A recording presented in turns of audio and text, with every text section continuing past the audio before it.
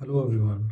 For a few weeks, I've got a small problem about how to select points either on a curve or outside and inside that curve. I know that this is a minor problem, but actually I'm just a beginner in coding, especially using rhinoscript inside the Rhino software, and it's a mixture between Python and Rhino's commands. So let me show you how I overcome this problem. First of all, we need to define a shape or a curve, set of curves. Actually, it could be joined, it could be separated, and you join them either in the software or in the script. I'm going to show you the end result, and I'm going to explain step by step what I've learned here. So if you're going to play this one, first of all, they ask for select boundary. I'm going to select the boundary, set of points. I'm going to select all the points and enter. The software here detects all the points outside the boundary and deletes them. Actually, I could select the other way around or invert the selection or select on the curves, and I'm going to show you how to do this. Okay. In Rhino Python editor, first of all, the first line, it's a typical one. You need to import the Rhino script syntax as RS or whatever the name you would like. And you need first of all to set the boundary or inform the computer that there's a specific boundary that you're going to use. And by the way, this hashtag is just a note. The first line here is just I'm giving a value for a rectangle or whatever the boundary is, and I'm using rs.getObject, select the boundary. This is the message that is going to appear on your screen. And then I need to define a list, and this one is an empty list because I'm going to populate it with the points I'm going to select. Then I need to ask a question or or use a code called rs.getObjects to select the points. And if you have multiple of points and lines all together in the screen, it's better to use filter the point itself, going to be easier for the user. And this is the tricky part here.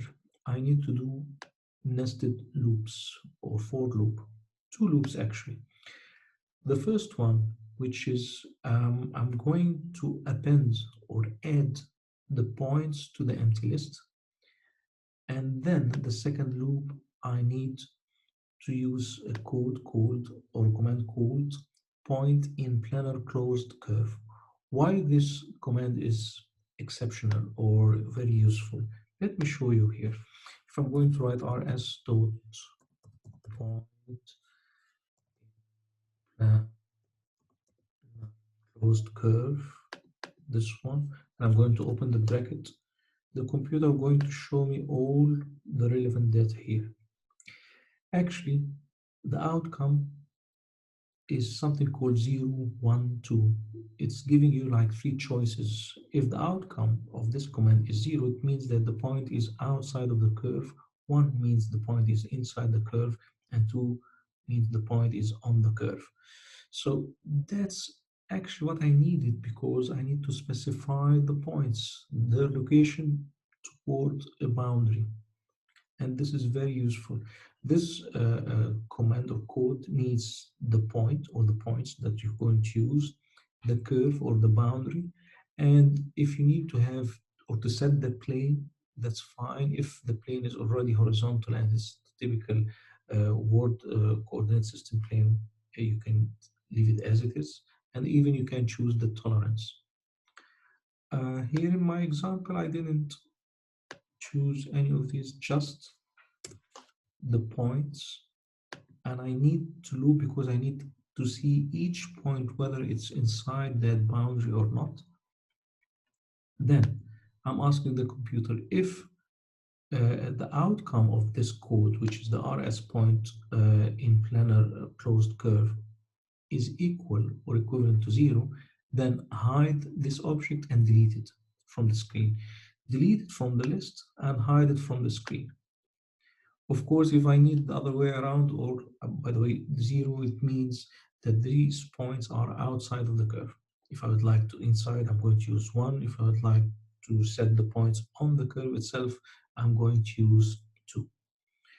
Elif, here I'm just writing to myself, okay, these points are inside our closed curve, and so on. And actually, I'm using printing here. I'd like to see the length or the content of number of points inside the this list.